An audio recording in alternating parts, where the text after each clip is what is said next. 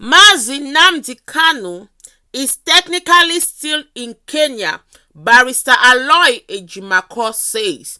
My people, you all know that Barrister Aloy Ejimakor is a special counsel to Mazi Nnamdi Kanu, and he has brought to our knowledge that, technically speaking, our leader Mazi Nnamdi Kanu is still in Kenya.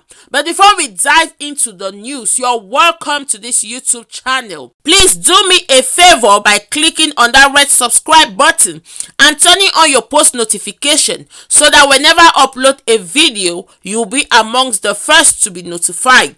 So my people, I read, Kanu is still technically in Kenya by Aloy Ejimakor. Yes, that is right. In the purest interpretations of foreign relations law, as applied to Britain and Kenya, Mazi Nnamdi Kanu is technically speaking still in Kenya. How? Dual national or not, Kanu departed Britain and travelled to Kenya as a British citizen, and Kenya admitted him as such. That is the starting point. So, after his admission to Kenya, it happens that Kanu must be expelled from Kenya soil with or without due process in brackets. The next natural and legal thing to do is for Kenya to expel him to Britain, not Nigeria. Choosing to expel him to Nigeria means he could have also been expelled to any other country than Nigeria. Why? Because Kanu presented himself to Kenya as a British citizen, not a Nigerian citizen or even a dual citizen. In international law, it was clearly a three-way immigration contract between Kanu, Britain, and Kenya.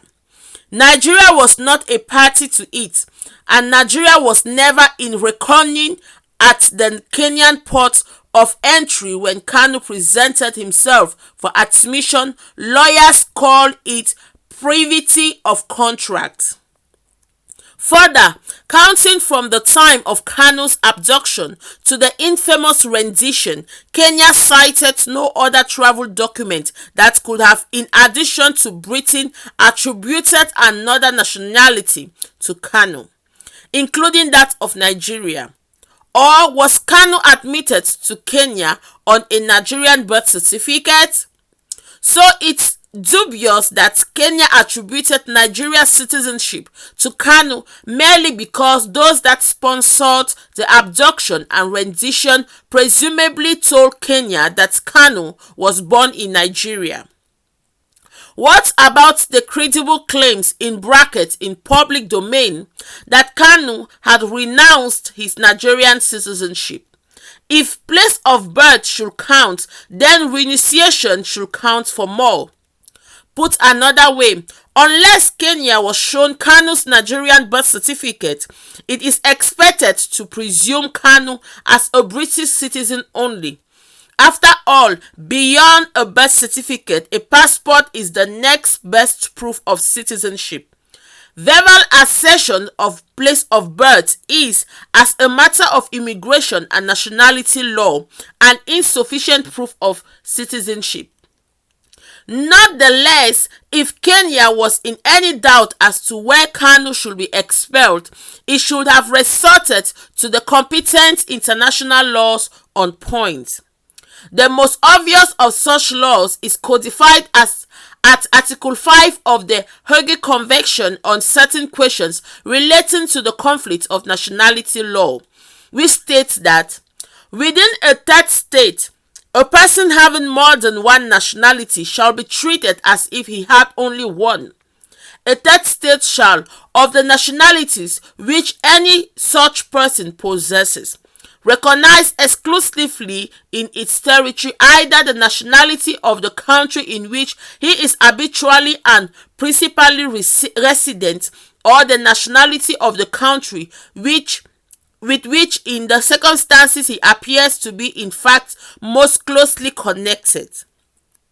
As can be seen from above, Kanu was required to meet one of two conditions in order to be treated by Kenya exclusively as either a citizen of Nigeria or Britain. So let's put Kanu into what the Hague Convention says and see how he comes out. Fact: Kanu is 53 years old. Out of this, he has spent some 30 years in Britain and 23 years in Nigeria. His wife and children are domiciled in Britain and they are British citizens, either by birth or by naturalization. Kanu has his home in Britain and pays his taxes there. Another fact: Kanu's main occupations, Radio Biafra and IPOB, are corporate citizens of Britain in good standing, both having been duly registered in Britain, and Kanu runs both of them from British soil. So you can easily see from above that Britain is where Kanu's habitually and principally resident, as well as the country with which in the circumstances he appears to be in fact most closely connected. Thus, Kenya in brackets being the third country should have treated Kanu exclusively as a British citizen, because even as the Hague Convention required Kanu to meet one of two conditions, he actually overqualified by meeting both conditions. Therefore, as a strict matter of foreign relations law as applied to Britain and Kenya in bracket minus Nigeria, Kanu is technically still in Kenya. Why? Because Kenya was the last country in which Kanu, a bona fide British citizen, was lawfully admitted. In other words, subsequent to his admission to Kenya, if Kanu desired to depart Kenya, the only country he could have legally departed to was Britain, not Nigeria. Why? Kenyan immigration would not have allowed Kanu to depart to Nigeria without him presenting either a Nigerian passport or a Nigerian visa. In view of the next best step for Britain to take going forward is to ask Kenya to account for the whereabouts of her citizen.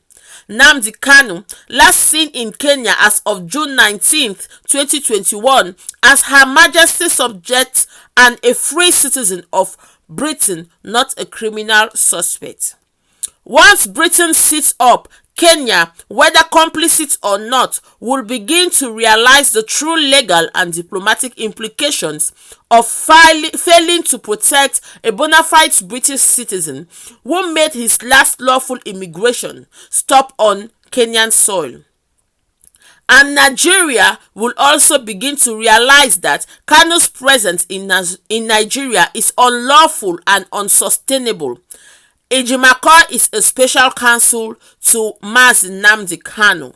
So my people, here is the end of the news. So we have seen Mazi Nnamdi Kanu, as a bona fide citizen of Britain, left from Britain to Kenya, and he was supposed to leave from Kenya to Britain and not Nigeria. So our leader Mazi Nnamdi Kanu is unlawfully detained in Nigeria, but Britain shall stand for its citizen. Here I stop, my people. So beautiful people, please do well to subscribe to this YouTube channel. Do well to turn on your post notification.